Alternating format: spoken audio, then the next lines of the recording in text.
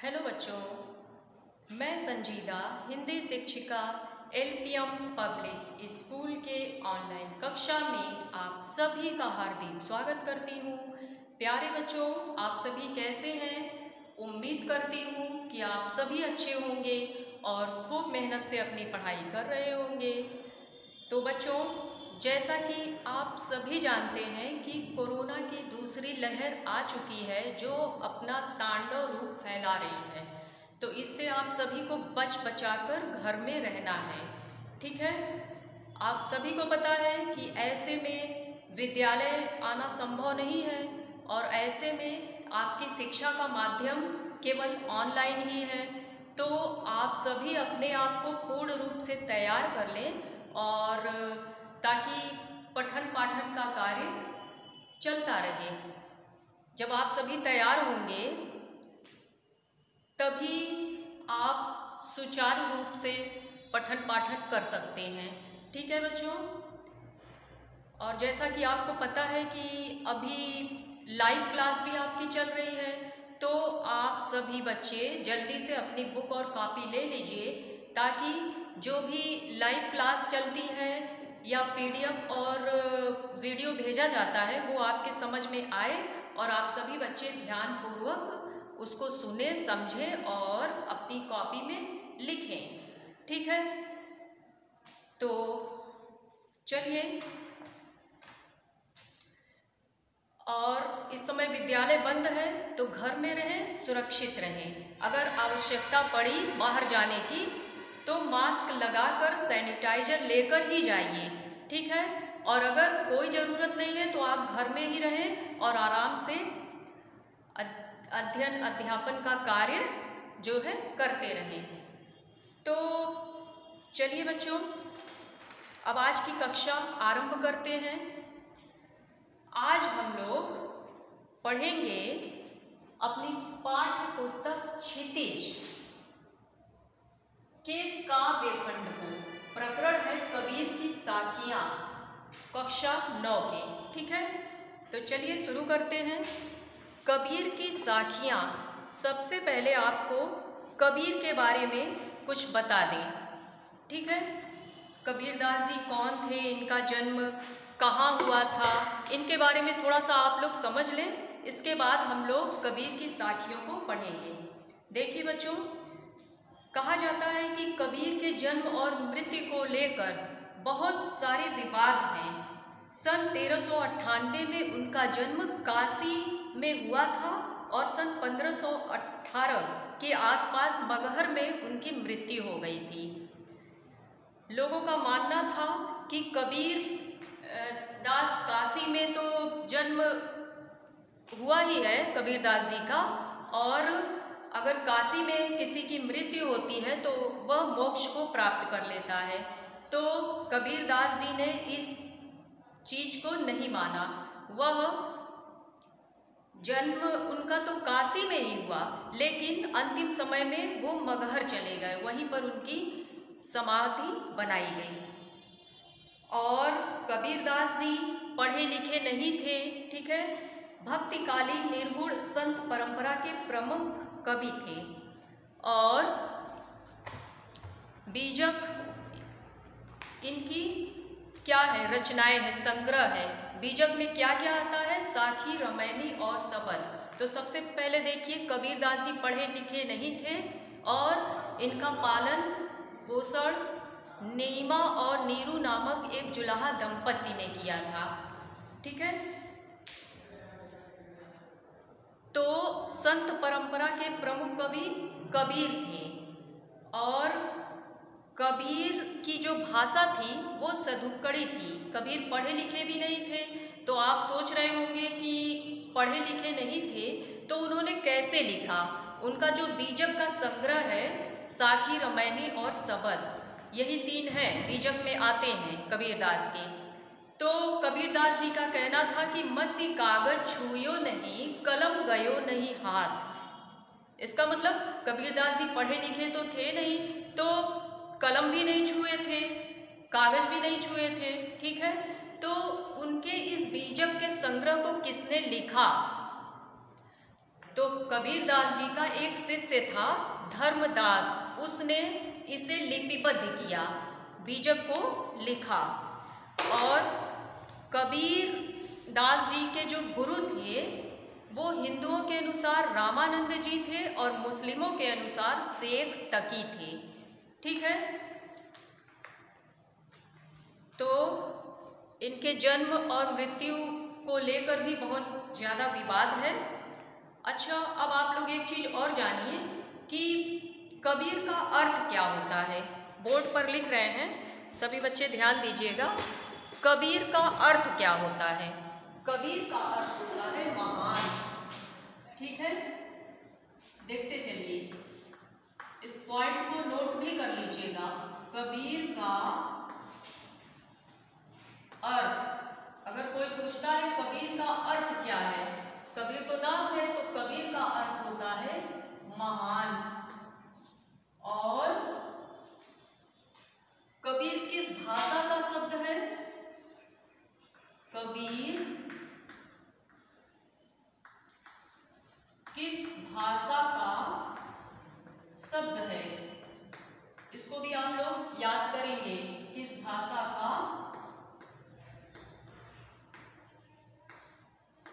कबीर किस भाषा का शब्द है? तो आप बताएंगे अरबी। कबीर अरबी भाषा का शब्द है। और कबीर की जो भाषा थी वो कैसी थी? कबीर की भाषा कैसी थी? सधुक्कड़ी, साधनों वाली सधुक्कड़ी। ठीक है बच्चों, इसको आप लोग नोट कर लीजिएगा, कबीर की भाषा सधुक्कड़ी थी। और कबीरदास जी सिकंदर लोदी के समकालीन थे। सिकंदर लोदी को आप लोग जानते होंगे, इन्होंने आगरा शहर की स्थापना की थी। ठीक है, उनके समकालीन थे। तो चलिए, कबीर के बारे में इतनी बातें आप लोगों ने जाना। अब हम कबीर की साखियों को पढ़ेंगे। ठीक है, जैसा कि बच्चों गद्य खंड में पैराग्राफ होते हैं, अलग अलग विधाएं होती हैं, इसी प्रकार आज हम काव्य खंड पढ़ेंगे।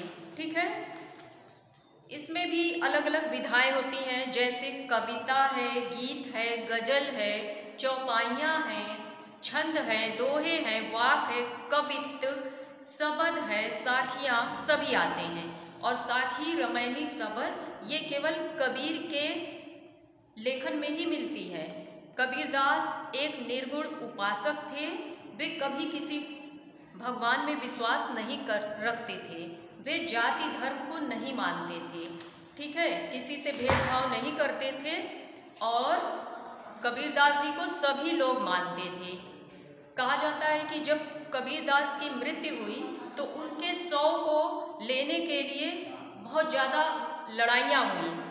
तो हिंदुओं ने कहा कि कबीरदास जी के शव को हम लोग लेकर जलाएंगे, और मुस्लिमों ने कहा कि नहीं, हम लोग दफनाएंगे। तो दोनों में लड़ाइयाँ होने लगी। तभी आकाशवाणी हुई कि आप लोग लड़ाई मत करिए और चादर उठाइए। उनको चादर से ढका गया था ना, तो जब दोनों पक्ष के लोग चादर को हटाते हैं तो वहाँ पर कबीरदास जी नहीं मिलते, बल्कि कुछ फूल मिलता है। तो आधे फूल हिंदू ले लेते हैं, आधे फूल मुस्लिम ले लेते हैं, दोनों अपने अपने तरह से कर लेते हैं। ठीक है, आपको पता है हमारा हिंदी साहित्य कई कालखंडों में बटा है, आदिकाल, भक्ति काल, रीति काल और आधुनिक काल। तो ये कबीर भक्ति काल के कवि हैं। अब हम सबसे पहले साखी पढ़ेंगे और साखियों में हम देखेंगे कि किस तरह से उन्होंने ईश्वर की उपासना की है, लेकिन किसी भी जाति धर्म की ओर उन्होंने इशारा नहीं किया है। तो अब हम शुरू करने जा रहे हैं साखी। ये काव्य की एक विधा है। ठीक है, साखी, साखी का अर्थ होता है प्रत्यक्ष ज्ञान, मतलब आंखों से देखा हुआ सामने, प्रत्यक्ष ज्ञान, साखी। तो चलिए देखिए, पहली साखी है, मान सरोवर सुभर जल, हंसा केली कराही, मुक्ता फल मुक्ता चुगय, अब उड़ी अनत न जाए। आपको पता है मानसरोवर क्या है? तिब्बत में एक मानसरोवर झील है जहाँ से सिंधु नदी का उद्गम होता है। ठीक है, तो मानसरोवर इसमें किस चीज को कहा गया है? पानी को, तालाब को, झील को। ठीक है, और सुभर का अर्थ क्या होता है? सुभर का अर्थ होता है अच्छी तरह भरा हुआ। हंसा केली कराही, हंसा मतलब हंस, और केली का अर्थ होता है क्रीड़ा, क्रीड़ा खेलना। मुक्ताफल का अर्थ होता है मोती, और मुक्ताफल मुक्ता चुगे मोती, अब उड़ी अनत न जाए। ठीक है, तो चलिए इसके अर्थ को देखिए। इस पंक्ति में कबीर ने क्या कहा है? मानसरोवर सुभर जल हंसा केली कराय। इस पंक्ति में कबीर ने व्यक्तियों की तुलना हंसों से करते हुए कहा है कि जिस तरह से हंस मानसरोवर में खेलते हैं और मोती चुगते हैं। ठीक है, दिया है ना, मुक्ता फल मुक्ता चुगए अब उड़ी अनत न जाई।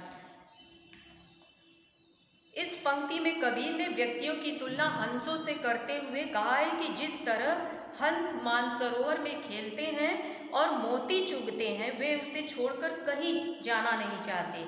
वो समझते हैं कि यही हमारी दुनिया है, इसके आगे वो बढ़ना ही नहीं चाहते। जहाँ पर मनुष्य को सारी सुख सुविधाएं मिलेंगी, उस जगह को छोड़कर कोई कहीं जा ही नहीं सकता।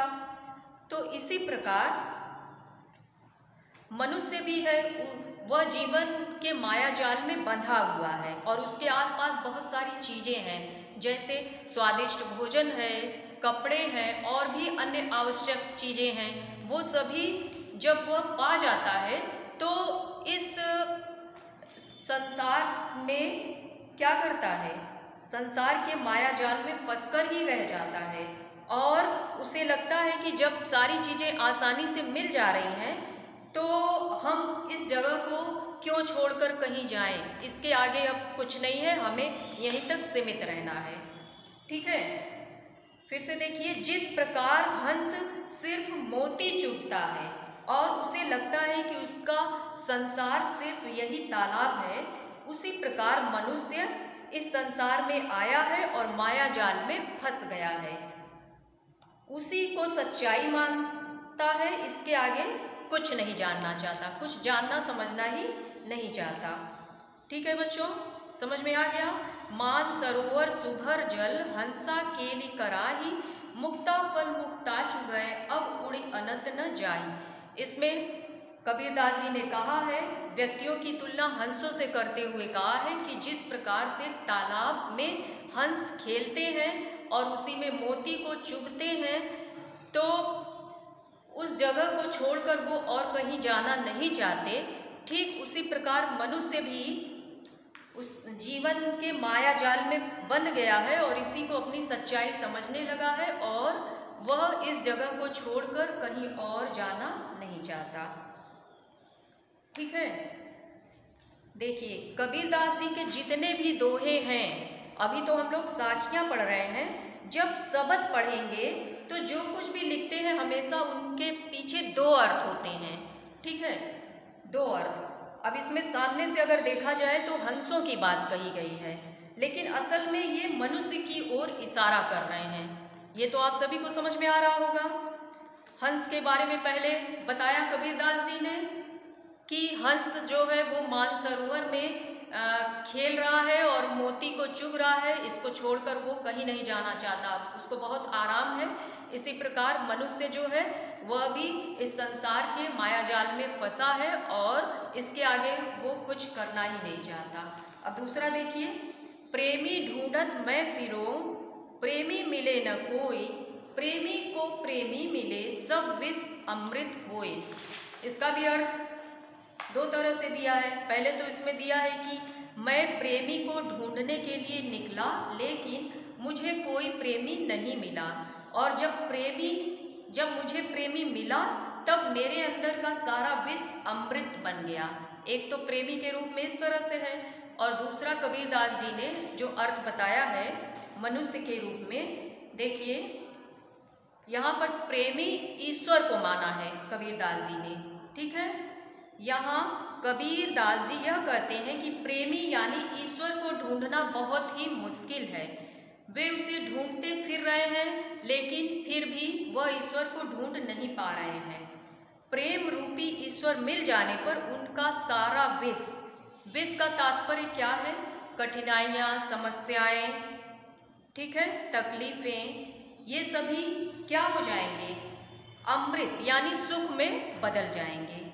एक बार फिर से देखिए, कबीरदास जी कहते हैं कि प्रेमी किसको माना गया है? ईश्वर को। कि मैं प्रेमी को ढूंढता हुआ निकला, लेकिन मुझे प्रेमी नहीं मिला, और जब प्रेमी मिला तब सारा विष अमृत के समान बन गया। अर्थात कबीरदास जी कहते हैं कि प्रेमी यानी ईश्वर को ढूंढना बहुत ही मुश्किल है। वे उसे ढूंढ रहे हैं, लेकिन उन्हें वह मिल नहीं पा रहे हैं, और प्रेम रूपी ईश्वर के मिल जाने पर उनका सारा विष यानी कष्ट अमृत मतलब सुख में बदल जाता है। तो समझ में आ गया होगा आप सबको। अगला देखिए, हस्ती चढ़िए ज्ञान को सहज दुलीचा डारी। हस्ती का अर्थ होता है हाथी, और दुलीचा का अर्थ होता है कालीन जो बिछाई जाती है, ठीक है। स्वान का अर्थ कुत्ता, भूकन दे झक मारी। झक मारना मतलब वक्त बर्बाद करना। तो इसमें कबीरदास जी ने कहा है कि व्यक्ति को ज्ञान रूपी हाथी की सवारी करनी चाहिए। व्यक्ति को ज्ञान रूपी हाथी की सवारी करनी चाहिए। और साधना क्या दिया है? सहज दुलीचा डारी, और सहज साधना रूपी गलीचा बिछाना चाहिए। फिर से देखिए, हस्ती चढ़िए ज्ञान को सहज दुलीचा डारी। इसमें कबीरदास जी ने कहा है कि व्यक्ति को ज्ञान रूपी हाथी की सवारी करनी चाहिए, और उस पर सहज साधना रूपी कालीन बिछाना चाहिए। स्वान रूप संसार है, भूखन दे झक मारी। इसमें संसार की तुलना कुत्तों से की गई है, जो आपके ऊपर भौंकते रहेंगे, जिसे अनदेखा करके हमें आगे चलते रहना चाहिए। एक दिन ऐसा आएगा कि वे स्वयं ही झक मारकर चुप हो जाएंगे, ठीक है। मतलब हमें ज्ञान की प्राप्ति हुई, और हमें जीवन में आगे बढ़ने के लिए, अपने लक्ष्य को प्राप्त करने के लिए लगातार आगे बढ़ते रहना चाहिए। और इस संसार को कबीरदास ने कुत्तों के समान माना है कि अगर कोई कुछ कहता है तो उसकी बात को बिना सुने आप आगे बढ़ते जाइए, क्योंकि कुत्ते का काम होता है भौंकना।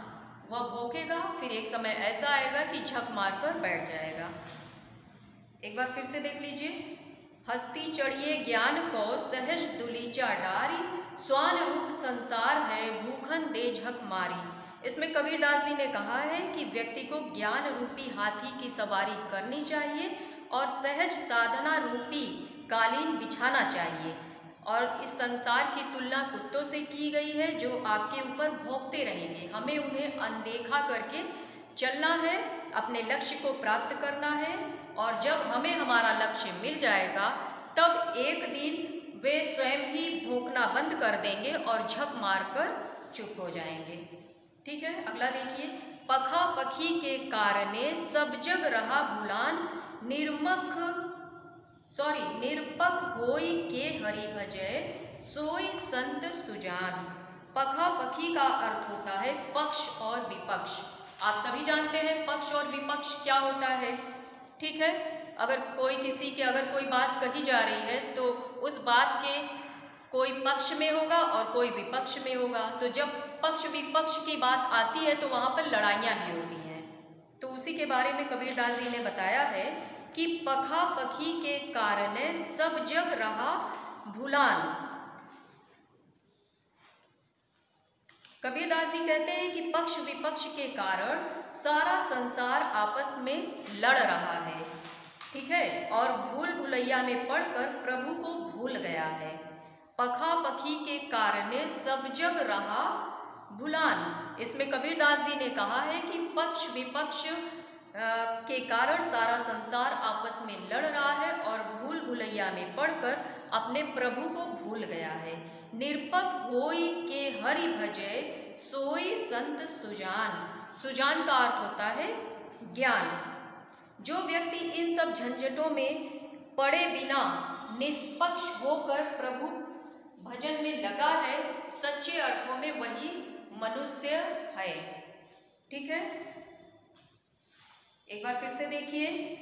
पखा पखी के कारणे सब जग रहा भुलान, निरपक होई के हरि भजय सोई संत सुजान। इसमें कबीरदास जी ने कहा है कि पक्ष विपक्ष के कारण सारा संसार आपस में लड़ रहा है और भूल भुलैया के चक्कर में फंसकर अपने प्रभु को भूल गया है। जो व्यक्ति इन सब झंझटों में पड़े बिना निष्पक्ष होकर प्रभु के भजन में लगा है, सच्चे अर्थों में वही मनुष्य है। ईश्वर ने मनुष्य को क्यों बनाया है बताइए? धरती पर अच्छे कर्म करने के लिए, ठीक है, ताकि लड़ाई झगड़ा न हो। और जब हम पक्ष विपक्ष करते हैं तो हमेशा किसी न किसी के साथ लड़ाई झगड़े होते रहते हैं। तो चलिए अगला देखिए। हिंदू मुआ राम कही मुसलमान खुदाई, कहे कबीर सो जीवता जो दुख के निकट न आई। इसका मतलब क्या होगा? हिंदू मुआ राम के, इसमें कबीरदास जी कहते हैं कि हिंदू राम राम का भजन और मुसलमान खुदा खुदा का भजन कहते मर जाता है, उसे कुछ हासिल नहीं होता। ठीक है, कबीरदास जी कहते हैं कि हिंदू राम राम कहते कहते और मुसलमान खुदा खुदा कहते कहते मर जाता है, उसे कुछ हासिल नहीं होता। असल में फिर क्या है? कहे कबीर सो जीवता जो दुह के निकट न जाए। निकट मतलब नजदीक। असल में वह व्यक्ति ही जीवित के समान है जो इन दोनों की बातों को अपने आप से अलग रखता है। ठीक है, समझ में आया? इसमें कबीरदास जी कहते हैं कि हिंदू राम राम कहते कहते और मुस्लिम खुदा खुदा कहते कहते मर जाते हैं, लेकिन कुछ हासिल नहीं कर पाते।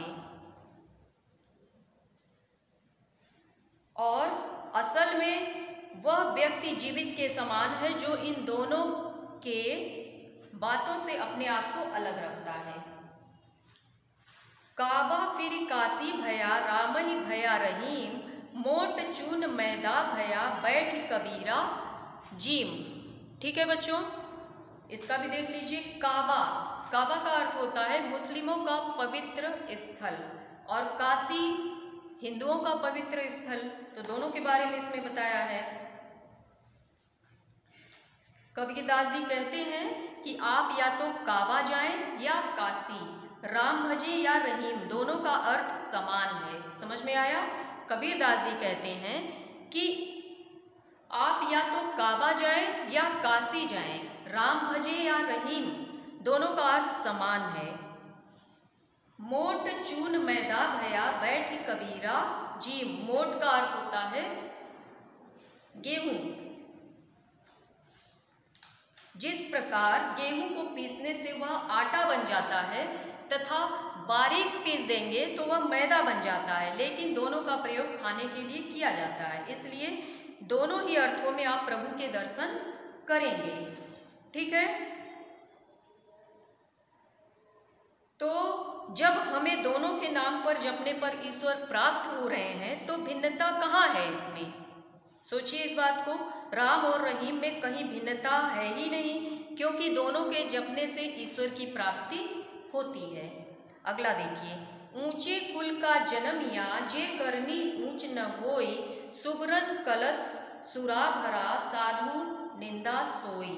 जन्मिया का अर्थ होता है जन्म लेकर, और सुबरन सोना, कलश आप सभी जानते हैं, सुरा का अर्थ होता है शराब। इसमें कबीरदास जी ने कहा है कि केवल ऊंचे कुल में जन्म लेने से कुछ नहीं होता, उसके कर्म मायने रखते हैं।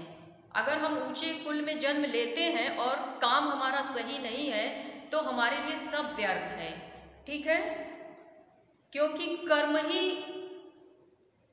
मायने रखता है। अगर वह व्यक्ति बुरे कार्य करता है तो कुल के लोग उसे अनदेखा कर देते हैं। ठीक उसी प्रकार जिस तरह सोने के कलश में रखी शराब भी शराब ही कहलाती है। ठीक है, सुरा का अर्थ होता है शराब। फिर से देखिए, ऊंचे कुल का जन्मिया जे करनी ऊंच न होए, सुगरन कलश सुरा भरा साधु निंदा सोई। इसमें कबीरदास जी कहते हैं कि केवल ऊंचे कुल में जन्म लेने से मनुष्य ऊंचा नहीं हो जाता, उसके कर्म मायने रखते हैं। हमें कर्म अच्छे से करते रहना चाहिए। अगर व्यक्ति बुरे कार्य करता है तो उसके कुल को अनदेखा कर दिया जाता है, और ये ठीक उसी प्रकार है जैसे सोने के कलश में अगर शराब भर दिया जाए तो वह शराब ही कहलाएगा। ठीक है बच्चों, तो उम्मीद करती हूँ कि आप सभी को कबीरदास जी की ये साखियाँ अच्छे से समझ में आ गई होंगी। आप सब इस वीडियो को बार बार देखिए और समझने का प्रयास कीजिए। ठीक है, अगर कहीं कुछ समझ में नहीं आता है तो आप कमेंट में पूछ सकते हैं, आपकी समस्या का निवारण किया जाएगा। ठीक है बच्चों, तो चलिए अब आज के लिए बस इतना ही रहने देते हैं। तो पढ़ते लिखते रहिए, खुश रहिए। धन्यवाद।